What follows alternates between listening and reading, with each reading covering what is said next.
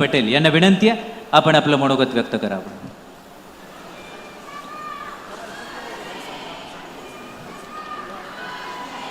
अच्छा,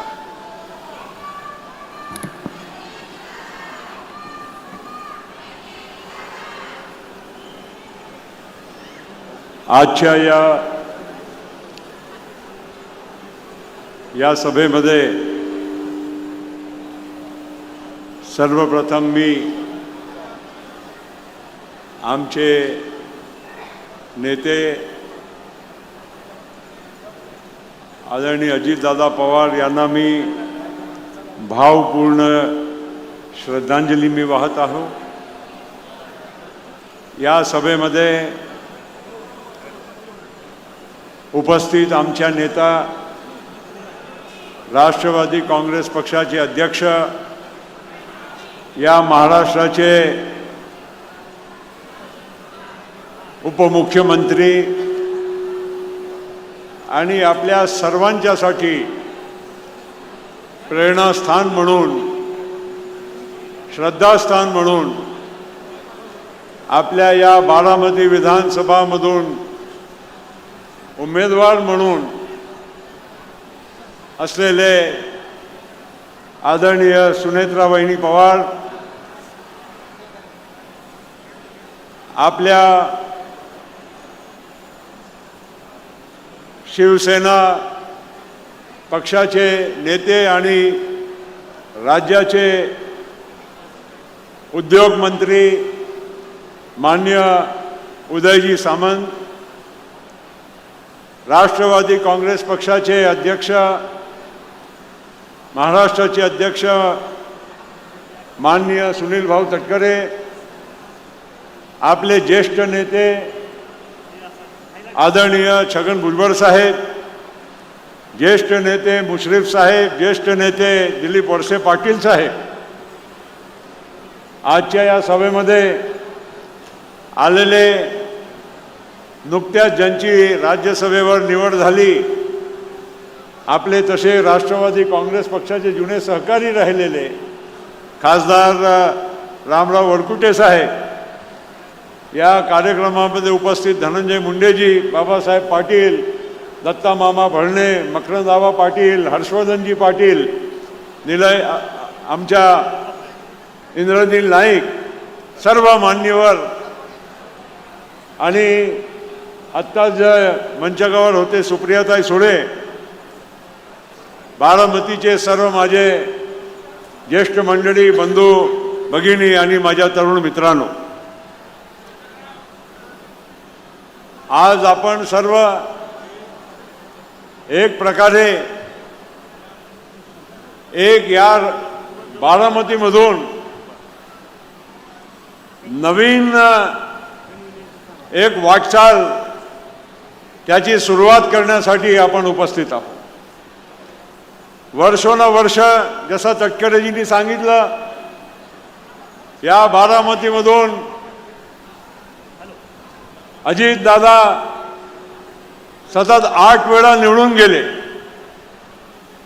आणि तुमच्या जे प्रेम होतं ते प्रत्येक वेळी वाढत गेलं आणि मला असं वाटते की त्याचबरोबर तुम्ही दादाच्या खांद्यावर जास्त जबाबदारी सुद्धा तुम्ही देत गेले.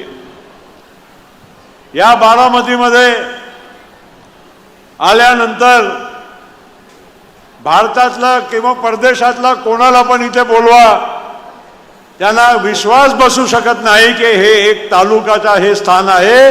अशा एक बारामतीची ख्याती जी आहे ते अजितदादाच्या मुळे हे तयार झालेली आहे देशामध्ये आणि जगामध्ये.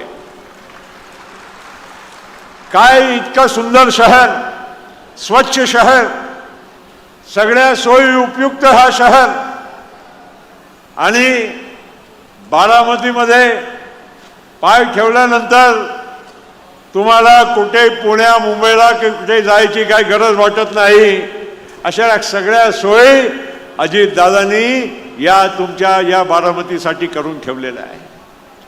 मित्रांनो, या बारातीमध्ये अनेक वेळा मला अजितदादा बरोबर शरद पवार साहेबांच्या बरोबर येण्याचा प्रसंग लाभलेला आहे आणि याची निरंतर जी प्रगती आहे, इतका उद्योग इथे आलेले आहे. हा पियाजिओचा कारखाना, फेरारोचा कारखाना, त्यावेळी मी स्वतः दादाच्या सोबत इथे उद्घाटनाला पण उपस्थित राहिलो होतो.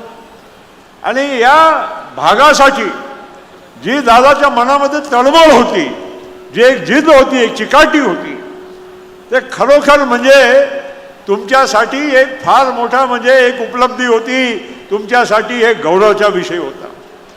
काय लहानच्या लहान कामासाठी का न हो, पण दादाच्या एक इथे तुमच्याकडे लक्ष केंद्रित होता. निधी असो, कुठल्याही गोष्टी असो, सरकारमध्ये कुठली योजना खेचून आणायची असेल, या बारामती शिल्लक राहील असा कधीही असा शक्य झाला नव्हता.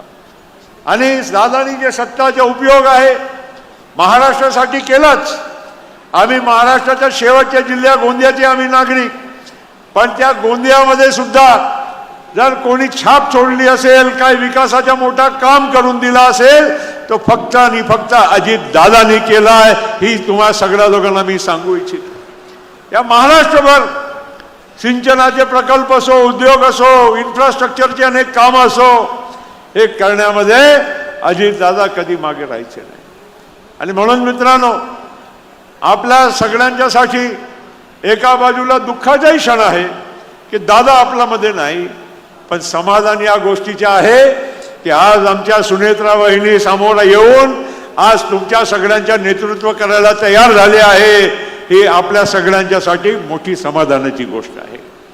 आणि यासोबत तुमच्या आमच्या सगळ्यांची जबाबदारी अजून जास्त बनत आहे. दादा किती विक्रमी मतानं निवडून गेले ते सगळ्या तुम्ही लोकांनी ते तुम्हीच करून दाखवलेलं आहे. पण आज या सगळ्या मागचे विक्रमाला मोडून एक नवीन विक्रम सुद्धा तुम्हाला घडवण्याची ही संधी मिळालेली आहे. वहिनीचा या माध्यमातून तुम्हाला फक्त आमदारच नाही, एक उपमुख्यमंत्री आहे, पण सोबत एक राष्ट्रवादी काँग्रेस पक्षाला ध्येय दिशा धोरण देणारे एक नेते सुद्धा तुम्हाला आज मिळत आहे. या बारामतीच्या पुढच्या भविष्य घडवणारे तुम्हाला नेते मिळत आहे. आणि आपल्या सगळ्यांची जबाबदारी आहे की वहिनी साहेबांना आपण जास्तीत जास्त मताने निवडून द्यावं. आता ही उन्हाचे दिवस आहे आणि हे सार्वत्रिक निवडणूक नाही, म्हणून अनेक लोक मान्यवर जे पुण्याला असतात, इतर ठिकाणी असतात, तिथे सुट्ट्या नसतात, म्हणून लोक इथे एक मत आपला देण्यासाठी यावं की नाही हे विचार करत असतात.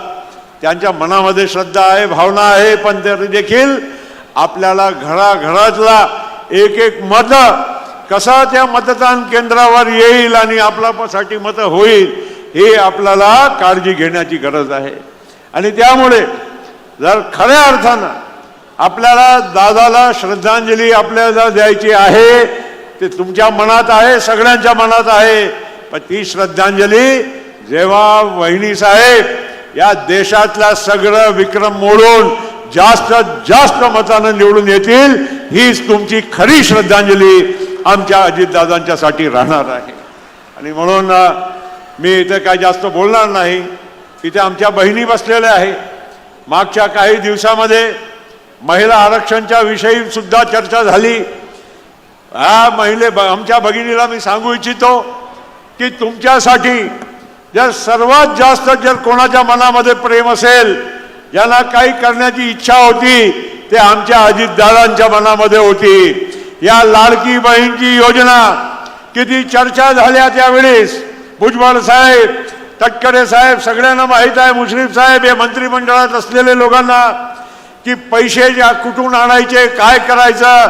पण दादांनी म्हटलं की आपण आमच्या बहिणीला जर खऱ्या अर्थानं आपण मदत करू इच्छितो तर ही लाडकी बहिणीची योजना आपण लागू करू.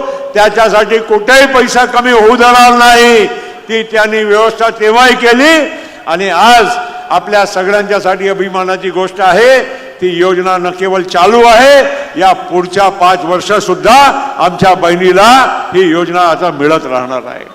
आणि हे जेव्हा महिला आरक्षणाची आपण चर्चा करतो तर महिला आरक्षणामध्ये सुद्धा आपण लोकांनी परवा बघितला असेल की एका बाजूला आम्ही लोक महिला आरक्षण कसं मिळालं पाहिजे, लवकरात लवकर मिळालं पाहिजे, 2029 मध्ये मिळाला पाहिजे, याच्यासाठी आम्ही चर्चा करायला बसलो होतो.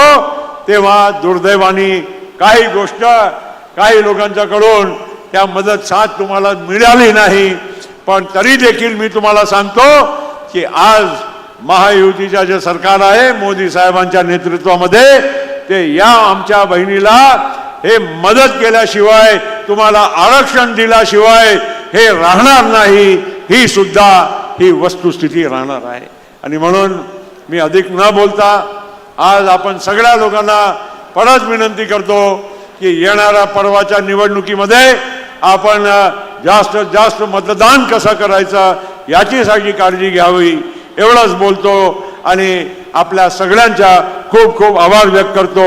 परत आमच्या नेत्या दादांना मी माझ्या वतीनं आदरांजली व्यक्त करतो आणि आपली रजा घेतो. खूप खूप धन्यवाद. जय हिंद, जय महाराष्ट्र, जय राष्ट्रवादी. धन्यवाद आदरणीय प्रफुल्लभाई पटेल. यानंतर महाराष्ट्र राज्याचे उद्योग मंत्री आदरणीय उदयजी सामंत यांना विनंती आहे, आपण मनोगत व्यक्त